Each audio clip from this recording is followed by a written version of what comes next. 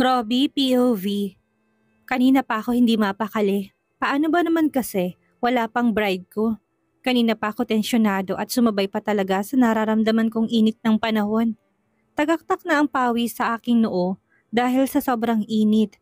Malit lang ang simbahan sa lugar na ito at hindi kinaya ng dalawang electric fan na nakatutok sa akin ng init at pagkabalisa na nararamdaman ko. Wala pa rin ba? Pabulong kong tanong sa kakambal kong si Rika. Kagaya ko, tagaktak na rin ang pawis niya. Parating na din yun, pabulong ding sagot niya sa akin. Hindi ko naman mapigilan ng mapabuntong hininga. Hindi ko alam kung tama bang idea ng mga magulang ni Sarah na maghihiwalay kami sa pagtulog kagabi bago ang aming kasal. Dapat hindi ako nagpapaniwala eh. Dapat nagmatigas ako at hindi umalis sa tabi niya para magkasama na rin kaming pumunta dito sa maliit na simbahan. Kalokohan lang ang superstitious belief ng mga matatanda dito sa probinsya nila. Kung nagmatigas lang sana ako at hindi sila sinunod, hindi sana ako nag-aalala ng todo ngayon. Si Lucio, hindi ba siyang best man ko? Nasa na siya? Muling bulong ko sa kakambal kong si Rika.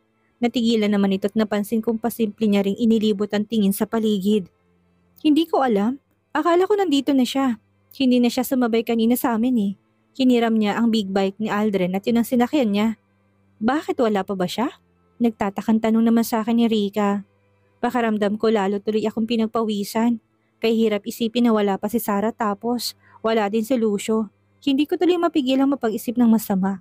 Paano na lang kung biglang sinabihan ng kademonyohan ng pinsan kong si Lucio at bigla na lang niyang itinaka si Sarah? Paano na ako? Aware ako na malaki ang pagkakagusto ni Lucio sa Sarah ko eh. Hindi ko nga alam kung magandang idea na ba siya pa talagang kinuha naming best man. Shit talaga.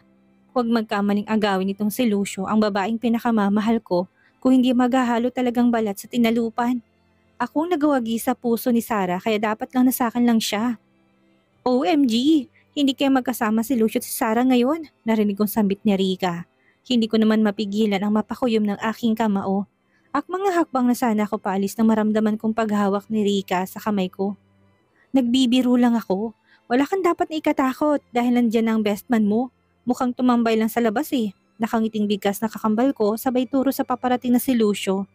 Para naman ako nabunutan ng tinik sa lalamunan.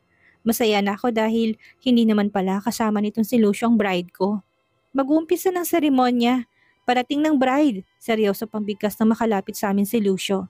Napansin ko naman kaagad na tumalilis pa alis si Rika. Narinig ko rin mula sa mga bisita na dumating na daw ang sasakyan kung saan nakasakay ang bride na labis kong pinagpapasalamat. Saan ka ba galing? Bakit ngayon ka lang? Seryosong tanong ko sa pinsan ko. Napansin ko saglit siyang natigilan sabay iling. Yan lang sa tabi-tabi. Naghahanap ng true love. Bigkas niya, hindi ko naman mapigilan ang mapataas ng kilay. Makaka-move on ka din. Makakahanap ka rin ng babaeng para sa'yo. Bigkas ko. Narinig ko ang mahina niyang pagbuntong hininga sabay iling. Ano pa nga bang magagawa ko? Hindi pa nga nag-umpisang laban sa pagitan nating dalawa pero talo na kagad ako eh. Hindi ko naman akalaing gagamitan mo si Sarah ng pinagbabawal na teknik. Seryosong sagot niya. Hindi ko naman mapigilan ng matawa. Kung tutuusin, masamak na mas mabait sa akin tong si Lucio. Mistiso dahil nagmana siya sa itsura ng kanyang amang si Dimitri Del Chavez. Pasimpleng babaero kagaya ko pero isa lang talagang hindi ko maintindihan. Isang babae pa talagang nagustuhan namin at malas niya lang dahil mas maaga pa ko. Nabakuran ko kaagad si Sarah kaya naman hindi na rin siya nakaporma pa. Well, wish ko lang din dito sa pinsan ko. Na sana mahanap na niyang babaeng para sa kanya talaga. Magpinsan pa rin kami at wala akong ibang hangad kung hindi ako maging masaya siya. Dumating na ang bride. Dumating na si Sarah. Narinig kong sambit ng isa sa mga bisita namin. Hindi ko mapigilan ang pagguhit ng masayang ngiti sa labi ko. Sa wakas, dumating na rin ang babaeng pinakamamahal ko. Hindi ko na namalayan pa ang pagpatak ng luha sa aking mga mata habang nakatitig ako sa naglalakad palapit sa akin na si Sarah. Sa wakas, dumating na din siya. Sulit ang kabatakot na nararamdaman ko kanina pa dahil nandito na siya. Napakaganda niyang tingnan sa suot niyang trahe de boda. Nasanay ako sa simpleng ayos ni Sarah pero ngayong naayusan siya, hindi ko akalain na mas lalo pa palang lulutang ang angkin niyang ganda. Bawal daw umiyak ang groom habang naglalakad palapit ang bride dahil baka maghiwalay din. Narinig ko pang mahinang sambit ng best man kong si Lucio. Imagine, hanggang dito sa harap ng altar, dala niya pa rin ang pagiging bitter niya. Kung hindi ko lang kasal ngayon, kanina pa nakatikim ng sapakan lokong to eh. Shut up, mahina akong sambit at pinukul siya ng masamang tingin. Hanggang mga ganitong bagay lang ang kaya kong gawin sa ngayon dahil ayaw kong sirain ang masayang moment namin dalawa ni Sarah. Kasal kaming dalawa at ito ang gusto kong maging perpekto. Gusto ko rin maramdaman ng lahat kung gaano kami kasaya ngayon. Ang bilin sa akin kanina ng wedding organizer, nahintayin ko lang daw ang bride dito sa harap ng altar at hindi ko na nasunod pa. Namalayan ko na lang kasi ang mga paa ko na dahan-dahan na humakbang pasalubong sa kanya. Hindi ko na kaya pang tiisin eh. Gusto ko nang mahawakan ng bride ko. Robbie, iho, umaasa kami na sana mahalin mo si Sarah ng buong puso. Ipapaubaya namin siya sa'yo. Magmahalan kayong dalawa at bumuo ng masayang pamilya. Narinig kong sambit ng tatay ni Sarah na tatay ko na rin. Ramdam kong lungkot sa boses nito at hindi ko naman talaga siya masisisi. Alam kong sobrang nabigla rin siya talaga sa bilis ng mga pangyayari. Imagine, parang kailan ko lang nakilala ang anak nila pero heto kami ngayon. Ikakasal na't masaya ako dahil kahit na gaano pa kalayong lugar na ito, sinaksihan pa rin to ng mga mahal ko sa buhay. Nang buo kong pamilya at mga kababayan din ni Sarah. Huwag po kayo mag-alala, Nay. Tay, mahal ko si Sarah at gagawin ko lahat para maging masaya siya sa piling ko. Nakangiti kong sagot sa kanila. Tanging pagtango ang naging sagot nila at tuluyan na nilang ipinaubaya sa akin ang kamay ng anak nila. Pakiramdam ko, nakalutang ako sa alapaap habang hawak kong kamay ni Sarah. Hindi sisit, dumating na rin ang pinakahihintay naming dalawa. Alam ko nag-uumpisa pa lang kaming dalawa ni Sarah sa buhay mag-asawa pero gagawin ko lahat para maging masaya siya sa piling ko. Kakalimutan ko na rin ang mga nakasanayan ko noong binata pa ako. Iiwas na ako sa tukso para naman hindi na magalit tong mahal ko. Ayaw ko siyang bigyan ng sakit ng kalooban. Ayaw ko siyang nakikitang nalulungkot. Pagkarating namin sa harap ng altar, kaagad din namang inumpisahan ang seremonya ng kasal. Aminado ako na parang wala ako sa sarili ko. Niwala rin akong atensyon ko sa sinasabi ng pari. Ang gusto ko na lang kasing mangyari ay sana matapos ng seremonya dahil gusto ko nang masolo ang asawa ko. Lalo na ilang beses ko nahuhuli ang best man kong si Lucio na kung makatitig kay Sarah akala mo may balak na gawin sa akin eh. Tapos na ang kasal at humayo kayo at magpakarami. You may now kiss the bride. Sa wakas, sa hinahaba-haba ng sermon ni Father kanina, natapos din ang ritual ng kasal. Buong pananabik na tinitigan ko mukha ni Sarah at walang sabi-sabing siniil ng halik sa labi. This is the real heaven.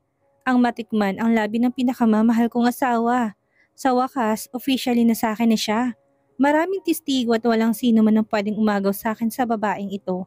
Mabuhay ang bagong kasal! Narinig kong sigaw ng kung sino sa tabi ko na nagpatigil sa halikan naming dalawa ni Sarah. Nang ibaling kong aking tingin sa tagiliran ko, kagad na sumalubong sa akin ang seryosong mukha ni Lucio. Alam mo nang nasasaktan ako, nananadya ka pa talaga. Congratulations sa inyong dalawa ni Sarah. Wala na akong balak pang dumalo sa reception party nyo. Seryosong bigkas niya. Bakit hindi ka dadalo sa reception party namin? Hindi ba pwedeng sumaglit ka lang at kumain na muna? Si Sarah nang sumagot. Kagad namang umiling si Lucio. Marami na kayong mga bisita na dapat yung unahin. Masaya ako para sa inyo. Bigkas naman ng pinsan ko at binerahan niya na ng alis. Nailing na lang na nasundan ko ng tingin ito. Hindi malang hinintay na matapos ang picture taking bago lumayas. Masyadong nagmamadali. Well, kahit na ganun pa man, dapat hindi pa rin ako magpasalamat kay Lucio. At least, hindi siya makulit. Kahit papano maganang sa kalooban niya na tinanggap niya ang pagkatalo niya sa pag-ibig kay Sarah. Sapat ng bagay na yon para kahit na papaano ay mapanatag ang kalooban ko. Buong saya namin tinanggap ni Sarah ang pagbati ng mga bisita at mga kamag-anak. Pagkatapos ng kaunting pag-uusap at picture taking, diretso na kami sa reception party kung saan gaganapin lang din sa bakuran ng bahay nila Sarah. Sarah POV. Hindi maalis-alis ang ngiti sa labi ko habang pinagmamasdan ng mga bisita namin ni Robbie na masayang-masayang pinagsasaluhan ng mga pagkain na nakahanda sa mahabang buffet table. Maliban sa mga kamag-anak ni Robbie, imbitado din ang buong barangay dito sa lugar namin kaya ang ending, halos mapunong bakuran namin. Paroon at parito din ng mga tao, lahat nakikisaya sa katatapos lang na pag-iisang dibdib namin ni Robbie. Masasabi ko na naging successful ang kasal naming dalawa ni Robbie. Wala na akong mahihiling pa. Alam kong kumpleto ng buhay ko kasama ng lalaking pinakamamahal ko. Congratulations sa inyong dalawa ng apo ko, Sarah. Sana mabigyan niyo kami ng Lolo Fergus niyo ng maraming apo sa tuhod. Nakangiting bigkas ni Lola Criselda pagkalapit ko sa kanya. Dahil may edad na ito, hindi niya na daw kayang makihalubilo sa maraming tao, kaya naman nandito sila ngayon sa loob ng bahay. Kasama nila si Mommy Priscilla at Tita Tiffany. Kanina pa ako nahihiya sa kanila. Alam kong hindi sila sanay na magstay sa ganito kasikip na lugar pero talagang tinitiis nila. Wala din ako narinig na kahit na anong reklamo mula sa kanila. Thank you la. Naku, pasensya na po kayo ha. Mainit po talaga dito sa amin. Nahihiya akong bigkas. Ayos lang nga po. Alam mo ba nung kabataan ko pa, parang kagaya din ng sa inyo ang naging buhay ko. Lumaki din ako sa isang probinsya pero ang kaibahan nga lang natin, nag-iisa kang anak at suportado ka ng mga magulang mo. Narinig kong bigkas ni Lola Criselda. Hindi naman ako makapaniwala sa narinig ko mula sa kanya. Mom, ayan ka na naman. Dapat masaya tayong lahat ngayon. Hindi yung ikakwento niyo na naman ang past niyo. Past is past at matagal nang nangyari yun. Kayo din, kapag narinig na naman ni Daddy Fergus ang mga kwento niyo, magtatampo naman yun. Sasabihin na naman nun na hanggang ngayon hindi pa rin kayo nakaka-move on. Mahabang litanya ni Mommy Tiffany. Kagad tuloy na po ang buo kong atensyon. Para kasing interesting at gustong kwentong sa akin ni Lola Criselda Tungkol daw sa kanyang nakaraan? Tungkol ba ito sa kanyang kabataan? Wow, kung ikikwento niya sa akin yun talagang makikinig ako. Or baka isulat ko pa sa isang notebook For sure unique yun at parang gusto kong isulat. Parang gusto kong gawing nobela, char. Nobela daw hindi nga ako mahilig magbasa ng mga love story Hayaan mo yung daddy niyong magalit. Hanggang ngayon kasi guilty pa rin sa mga pinagagawa niya noon. Naku, walang-wala sa kalingkingan ko mga pagsubok na naranasan ko sa ama niyo noong nag-umpisa pa lang kami. Sa sobrang dami na nangyari noon, hanggang ngayon hindi pa rin ako makapaniwala kung paano ko nalagpasan lahat ng iyon. Seryosong sagot naman ni Lola Criselda. Mukhang gustong-gusto niya talagang magkwento kaya lang pinipigilan lang siya nila tita at mommy Priscilla. Sa bagay, siguro hindi ngayon ang tamang pagkakataon.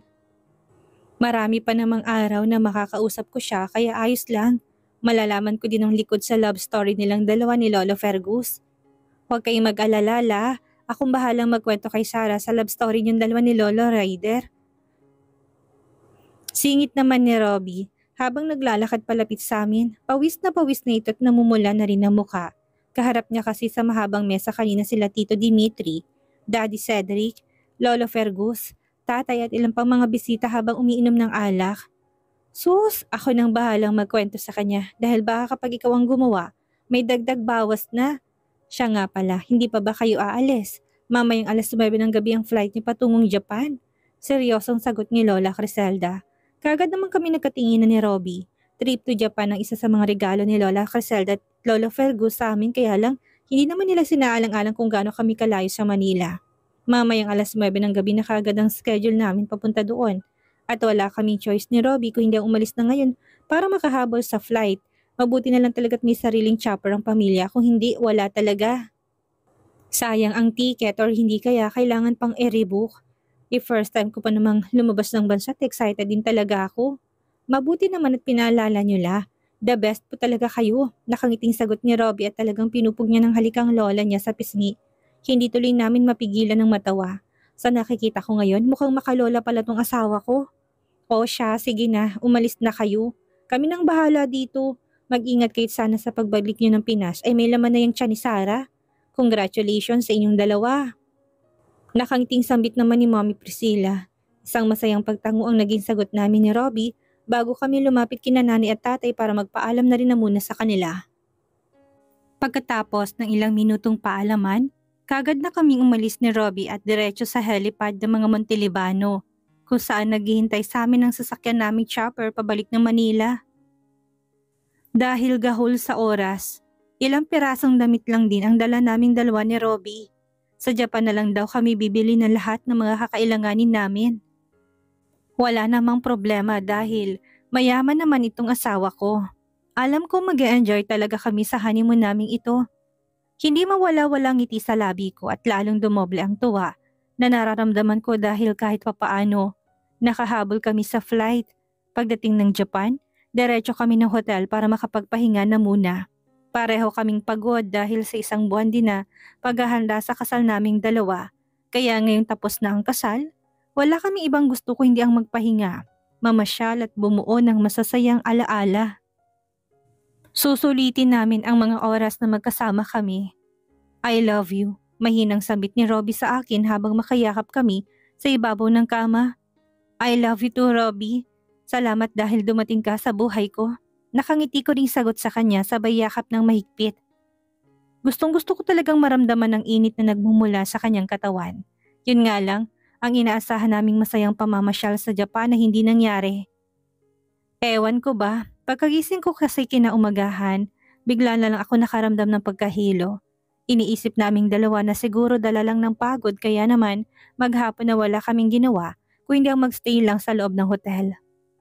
Imbis na pamamasyal ang aatupagin namin, wala akong ibang ginawa kung hindi matulog buong maghapon.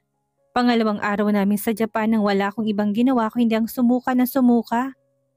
Napaka-KJ ng kalusugan ko kaya walang choice si Robbie kung hindi ang dalhin ako sa pinakamalapit na ospital at ganun na lang ang tuwa na naramdaman naming dalawa. Nang sabihin ng doktor na nagdadalang tao daw ako. Kaming dalawa na yata ni Robbie ang pinakamasayang tao sa balat ng lupa. Ang pagdadalang tao ko ang pinakamahalagang regalo na natanggap namin. Nangako kami sa isa't isa na magiging mabuti kaming mga magulang sa aming magiging mga anak. Lucio POV. Cheers! Narinig kong sigaw ng kaibigan kong si Hercules habang nakataas ang hawak niyang kupita na may lamang alak. Nandito kami ngayon sa isang kilalang bar sa Quezon City. Kasama namin dito sa loob ng VIP room ang dalawa pa naming kaibigang si Raven at Philip. Friday night at nagkayayaan na magkakabarkada para sa night out at mag-happy-happy. Of course, sa happy-happy naming ito, hindi talaga nawawala ng babae. 3 taon ang matuloy na lumipas simula na ikasal ng pinsan kong si Robbie at ang first love kong si Sarah at sa loob ng 3 iyon ay masasabi ko na hindi pa rin ako naka-move on. Hindi pa rin talaga mawala-walang pagkakagusto ko sa naramdaman ko para kay Sarah. Ewan ko ba, simula nung nakita kong babaeng yon, hindi na talaga siya mawaglit-waglit sa isipan ko. Alam kong kasalanan sa Diyos ang magpantasya sa babaeng pag-aari na ng ibang lalo na sa asawa ng kadugo ko pero anong magagawa ko? Mahal ko si Sarah at sa tuwing nakikita ko siya, kumakabog pa rin ang dibdib ko. Iba pa rin talagang epekto sa akin ng babaeng yon. Cheers! Narinig kong sabay-sabay na bigkas ng mga kasamahan ko kaya kaagad ko na rin itinaas ang kopita na hawak ko na may lamang alak at pagkatapos noon ay walang sabi-sabing tinungga ang laman. Bottoms up, akala mo uhaw na uhaw at wala man lang itinira kahit na isang patak. Pagkatapos naming tunggain ang mga laman ng aming kopita, sabay-sabay na kaming naupo sa couch kasabay noon ay naramdaman kong pagpulupot sa braso ko na isang maharot na kamay. Lucio, ako na maglalagay ng alak sa baso mo ha? Malanding bigkas niya kaya wala sa sariling napatitig ako dito. Oo, nandito kami ng mga kaibigan ko sa loob ng bar pero sinisiguro ng may-ari ng naturang establishmento na malinis ang mga babaeng ibinibigay nila sa amin. Kaya lang dahil sigurista ako, wala sa sariling hinaklit kong kamay ng babaeng nakahawak sa akin at masama siyang tinitigan. Get lost. Galit kong bigkas, kaya lang parang walang narinig na akmang muling lilingki sa akin, kaya lang mabilis na ako napatayo. Kaagad namang napatingin sa akin ng mga kasamahan ko. Ano ang problema, Lucio? Ayaw mo ba sa kanya? Nagtatakang tanong ni Hercules. Hindi ko naman mapigilan ng mapa-ismid. Mauna na ako sa inyo, malamig kong bigkas at mabilis na naglakad patungo sa may pintuan. Kaagad ko namang naramdaman ang pagsunod sa akin ni Philip. Akala ko ba gusto mo maglasing? Bakit aalis ka na kaagad? Seryosong tanong niya sa akin. Seryoso ko siyang hinarap. Nakalimutan kong banggitin sa inyo na may pupuntahan pa pala ako. Bawi na lang ako sa inyo next time. Enjoy. Seryoso kong bigkas at mabilis na pinihit ang seradura at lumabas. Hindi na ako hinabol ng mga kaibigan ko kaya diretso na akong lumabas ng naturang bar.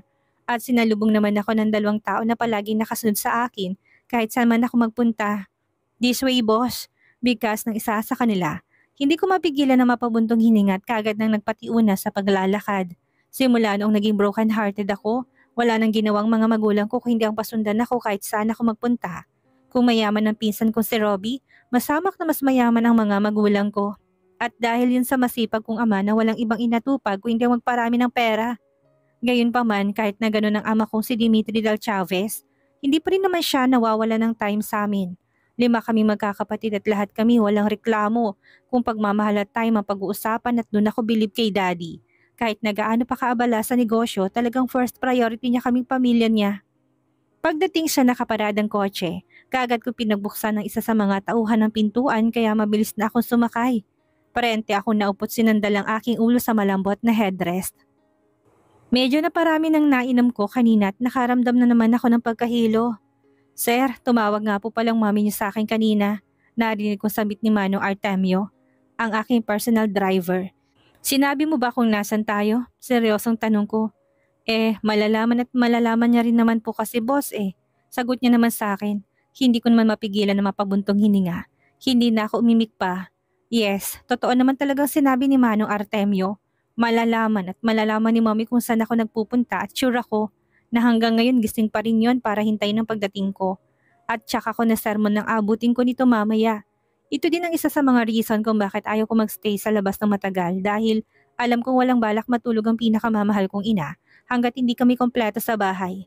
Halos alas 10 na ng gabi at sa totoo lang, nagigilty din ako sa mga pinagagawa ko sa buhay ko. Good evening, Mom. Mahina akong sambit. Naabutan ko dito sa loob ng living room si Mommy Tiffany habang halata na sa mukhang pagkainip. Mabuti naman at naisipan mo pang umuwi, Lucio. Anong oras na? Wala ka ba talagang balak na ayusin ang buhay mo? At kalimutan na ang nararamdaman sa mga taong hindi na pwedeng mahalin? Seryosong sagot niya na naman sa akin. Well, hindi ko na mabilang pa kung ilang beses niya nang nabanggit sa akin ang katagang ito at halos memorize ko na nga eh. Ma'am, mga kaibigan ko lang naman ang kasama ko. Saka ayos na po ako, naka-move on na. Pilit ang ngiting sagot ko sa kanya. Pinagtasan niya lang ako ng kilay at padabog na tumayo. Kung talagang naka-move on ka na, maghanap ka ng babae na pwede mong gawing girlfriend at ipakita sa amin, Lucio. Tigilan mo ng kakapantasya kay Sarah. Wala ka nang magagawa kung hindi tanggapin ang katotohanan. Lalo na't magkakaanak na naman silang dalawa ni Robbie. Seryosong bigkas ni Mommy. Hindi ko namang mapigilan na mapakunot ang noo ko dahil sa narinig. Buntis ulit si Sarah? Mahina akong tanong, napansin kong kaagad na tumango si Mommy, kaya lalong kinain ng matinding selos ang puso ko. Walang hiya, nakadalawa na kaagad sila habang heto ako, nagluluksa pa rin ang puso ko, dulot ng kabiguan. Napaka-unfair ng kapalaran sa akin. Sige na, magpahinga ka na. Agahan mong gising mo bukas dahil kakausapin ka raw ng daddy mo. Muling bigkas ni Mommy at tuluyan na naglakad paalis. Hindi ko naman mapigilan na mapabuntong hiningat na paupo na lang sa couch. Nainis pa rin ako sa isiping buntis na naman si Sarah. Lintik ang pinsan kong yun ah. Talagang sinunod-sunod niya pa talaga. Hindi niya man lang muna pinagpahinga ng matris si Sarah bago buntisin. Imagine in 3 years nakadalang buntis kagad. Ang tindi ng agimat ng pinsang kong yun. Sa nalaman kong yun, wala sa sariling napatayo ako at naglakad palabas ng bahay. Mukhang ang balita ni Mommy ang magiging dahilan para hindi ako makatulog. No choice kung hindi ang magpahangin na muna sa garden hanggang sa dalawin ng antok. Gustuhin ko mang kumuha ng alak sa wine storage. Hindi na maaari dahil kapag nalaman ni Mommy na nagiinom na naman ako, mas lalo akong malalagot. Itong mahirap kapag may nanay ka na pa simpleng bungangera. Saktong paglabas ko ng bahay nang mula sa aking kinatatayuan, napansin ko pagtigil na isang taxi sa tapat mismo ng aming service gate. Kaagad na napukaw ang atensyon ko doon lalo na nang mapansin kong pagbaba ng 2 babae na kaagad naman sinalubong na isa sa 3 guards namin. Hindi ko pa nga mapigilan na mapataas ng kilay ko nang mamukhaan kong isa sa 2 babaeng bumaba ng taxi. Wala sa sariling naglakad ako patungo sa service gate para makiusyoso. Manang Petra, sino yung kasama mo? Alam na ba to nila sir at ma'am? Narinig kong tanong ni Manong Herbert, isa sa mga naka-duty na guard ngayong gabi. Sasabihin ko pa lang, sige na Herbert, papasukin mo na kami, narinig kong sabit ni Manang Petra. Si Manang Petra ay isa sa maraming kasambahay na halos dito na sa pamilya namin tumanda. Naku, hindi pwede yan Petra, baka kami naman ang malalagot nito kapag pati ang kasama mo, papapasukin namin. Alam mo naman na mahigpit na pinagbabawal nila madam at sir na magpapasok ng mga outsider. Narinig kong sagot ni Manong Herbert. Hindi ko naman mapigilan na mapabuntong hininga at mabilis nang naglakad palapit sa kanila. Anong kaguluhan to? Seryosong tanong ko na nagpalingon sa lahat. Wala sa sariling napatitig ako sa babaeng kasama ni Manang Petra at hindi ko mapigilan ang mapakunot ng noon nang papansin kong balot na balot to ng jacket. Naka-face mask at halos hindi makita ang mukha dahil pati hood ng jacket ay nilagay niya rin sa kanyang ulo. Nagmumukha tuloy engot kaya hindi ko na rin talaga masisisi si Manong Herbert. kung bakit ayaw siyang papasukin. Naku, kayo po pala, Sir Lucio. Good evening po. Narinig kong sambit ni Manang Petra gamit ang pautal-utal niyang boses. Ano problema, Manang? Seryoso kong tanong. Sir Lucio, may kasama po kasi ako, siya si Macy, anak ng kapitbahay namin sa probensya. Tinakas ko dahil muntik ng molestyahin ng ama-amahan. Walang pa rin ang bibig na bigkas ni Manang Petra. Hindi ko naman mapigilan ng magulat at muling napatitig sa kasama niya. Itinakas mo? Naku Manang, baka mamaya pati kami madamay dyan ha. Hindi pwede. Paano na lang kung hindi ko natuloy ang sasabihin ko na marinig na pahikbi ng kasama ni Manang Petra. Halatang umiiyak na ito dahil yumuyugyug ng kanyang balikat. Sa hindi malamang dahilan, hindi ko naman mapigilan na makaramdam ng awa. Maawa na po kayo sa akin, sir. Wala na po akong ibang mapupuntahan. Narinig kong bigkas nito sa kabila ng kanyang pag-iyak. Wala sa sariling napatitig ako kay Manang Petra. Maawa na kayo sa kanya, sir. Pangako po, hindi kayo madadamay. Saka kawawa naman ng batang yan kung pababayaan ko lang. Sinasaktan na nga ng sarili niyang ina't na ilang beses na dimutik ng magahasa ng ama-amahan at tiyuhin niya. Muling bigkas ni Manang. Sa totoo lang, nagulat din talaga ako. Hindi ko rin kasi talaga akalain ko nag-e-exist ba talaga ang mga ganitong pangyayari sa buhay ng isang tao, pero isa lang ang sigurado ako. Hindi nga pwedeng bumalik itong kasama ni Manang sa pamilya niya. Kung totoo man ang sinasabi ni Manang sa akin ngayon, kawawa naman pala itong dalagita na nasa harapan ko. Ano kayang buhay na naghihintay kay Lucio ngayong tuluyan na nawalang babaeng una niyang pag-ibig? Si Macy na kaya ang babaeng gagamot sa sugatan niyang puso? Yan ang ating aalamin sa susunod nating kabanata.